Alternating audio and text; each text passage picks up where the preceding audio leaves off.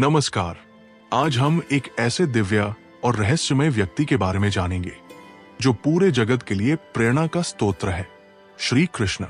उनका जीवन और उनके उपदेश आज भी हमें जीने की सही राह दिखाते हैं। श्री कृष्ण की कहानी दुनिया के सबसे पवित्र और प्राचीन धर्मों में से एक है और उनका हर एक कार्य, हर एक वचन हमारे जीवन में एक गहरा संदेश छुपाए हुए है। श्री कृष्ण का जन्म मथुरा में वासुदेव और देवकी के घर हुआ था। उनका जन्म एक ऐसे समय पर हुआ जब उनके मामा कंस ने यह सुन लिया था कि उनकी बहन देवकी के 8वें पुत्र से उसका विनाश होगा।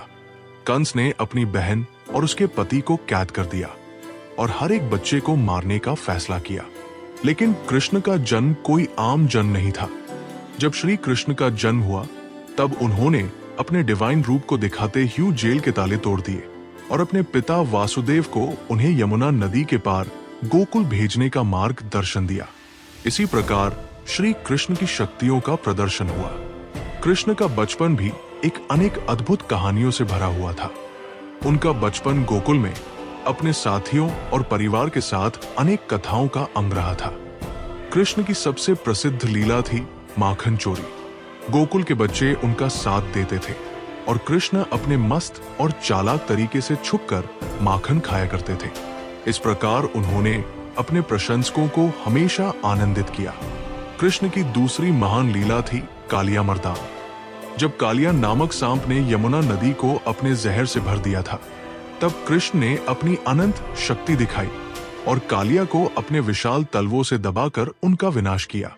श्री कृष्ण की महत्वपूर्ण कथा उनके भगवद गीता में मिलती है। महाभारत के युद्ध के समय अर्जुन ने अपने रथ पर बैठकर युद्ध के मैदान में अपने दोस्तों और रिश्तेदारों से लड़ने में कठिनाई महसूस की। तब श्री कृष्ण ने अर्जुन को भगवद गीता का ज्ञान दिया।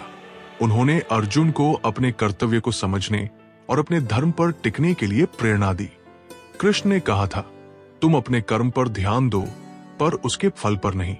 इस ज्ञान के माध्यम से कृष्ण ने हमें सिखाया कि जिंदगी में कठिनाइयां आएंगी, लेकिन हमें अपने कर्मों का पालन करना चाहिए और उनका फल भगवान पर छोड़ देना चाहिए।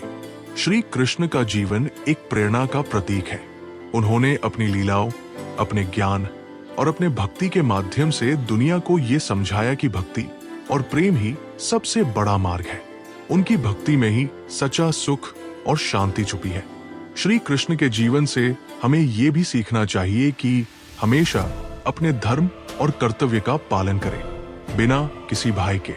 उन्होंने ये भी दिखाया कि एक सच्चा भक्त कभी भी अपने भगवान से दूर नहीं होता।